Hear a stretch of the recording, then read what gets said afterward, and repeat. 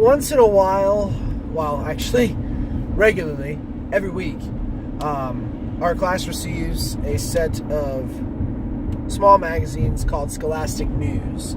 It's from the educational book publisher Scholastic Publishing, and it's got relevant news items that the students may not otherwise have been exposed to, that we read about, we discuss, and sometimes we answer some questions or have a project based on them. So we're reading last week's edition. One, because I don't have this week's yet, and two, last week was just a screwy week and we didn't get to it.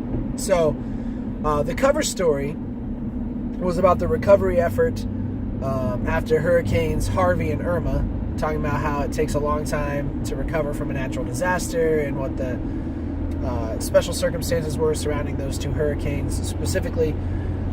And the students had something to say on that, but we're in central Illinois and not super connected. Like, I realize we need to be connected with them, but the kids don't have that prior knowledge. They don't have the experience. We did talk about empathy versus sympathy, how we can have sympathy for the people that are experiencing those disasters, but not necessarily empathy for them. And that, those two words in particular. But the story that we spent the majority of our time on was one about Ford and Domino's syncing up to create a self-driving pizza delivery car. And the article was interesting. It led to a really beneficial discussion that we're actually going to continue tomorrow about how it wasn't about what it took to get the car running and driving itself. Like, that was a very small part of the article. The bigger part was that the test was actually to see how customers would respond to having a car deliver their pizza instead of a human, or obviously the car is still involved. Just the car delivering the pizza instead of a person. So that led to a whole slew of, is it okay? Are people more comfortable with limited human social interaction? Because there's no doubt we have social interaction via media outputs, videos on YouTube, Facebook, Snapchat, Instagram. There's not countless, but several outlets to put out information, or outlets for information and updates and social interaction. So our discussion was on who's for limited social interaction and who's against it. And the two examples that I gave most prevalently today were using the automated ATM rather than going into the bank and talking to a teller, and using the self-checkout at the grocery store instead of the cashier line. And we talked about the pros and cons of both. The most prevalent was that the students think it's awkward. They feel awkward. And again, there's a difference between them being 10 years old and me being 26 years old and how we perceive a social situation. That being said, their points were still valid. People feel awkward interacting in person with someone they don't know that well. Whether it's in line at the McDonald's counter or at the bank. I mean, there's lots of situations where you're forced to interact with somebody that you don't know and try to get each other to understand one another. Try to gain some understanding from one another. And the main example we did was one of my students said, I would prefer going through the drive-thru or even using an automated screen instead of going up to the counter and ordering food. He said, because it's awkward. And so we did a little role-playing where I made it very clear that the person ordering is the person that has the power. I mean, you're telling this person what you want. They have to get it for you. And you are paying them for it. So you are in the position of power there, no matter how awkward it may feel, to tell them that that's what their job is to do, is help you with what you need. So working toward not feeling so strange or so uncomfortable in those situations when we realize that we're the ones that have the power, and the people that should feel uncomfortable are the people behind the counter. The part that I didn't get into with them was that they are growing up in a world where limited social interaction, limited human interaction is the norm.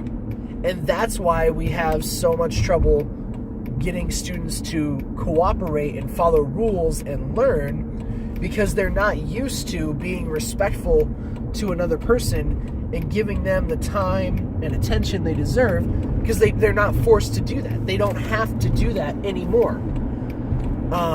If they don't like something or don't appreciate the way the situation is going, they just click away from it, literally. They exit out of their webpage, or they close down their game, or they start over. It's kind of paired with instant gratification in the microwave generation, that you can have whatever you want right now. Why wait for somebody to get it for you and prepare it when you can just pop it in the microwave for 30 seconds and be done and ready to go? Again, pros and cons. Yes, it allows things to be done much more quickly, and frees up time for other activities. But you're losing out on the mundane aspect of it, the bored aspect of it, and learning how to manage your time effectively and appreciate the luxury of spare time. But with the interaction aspect of it with people, the fact that we have our conversations, a lot of quotes in this video, I apologize, air quotes. The fact that we have our conversations through social media, through 10-second pictures. Wow, that dude was sitting super close to the windshield.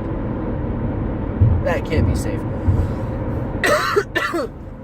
The fact that we have our conversations from the comfort of a keyboard, when we don't have to sit face to face and talk and work things out together, we can just disagree all the time, and there are no repercussions from it. You don't like what somebody said?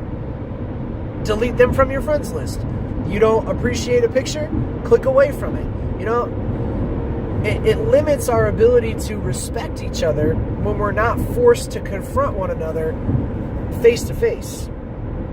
And these kids are on the tail end of a generation that is learning that. The trees are absolutely beautiful here, folks.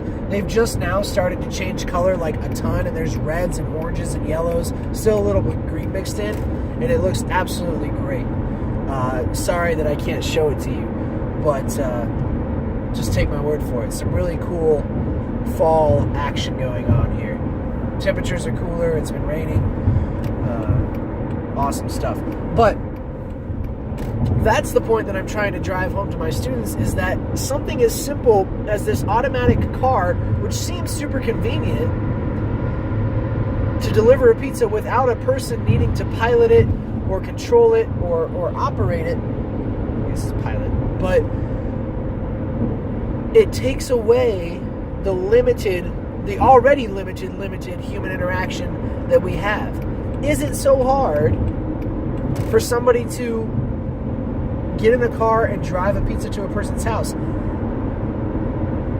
Furthermore, is it so hard to get in your own car and go to the restaurant and enjoy the pizza there, in an atmosphere where you're surrounded by other humans and have to work together to enjoy your dining experience? You can't be too loud, you can't be too obnoxious, you can't act like you're the only people there.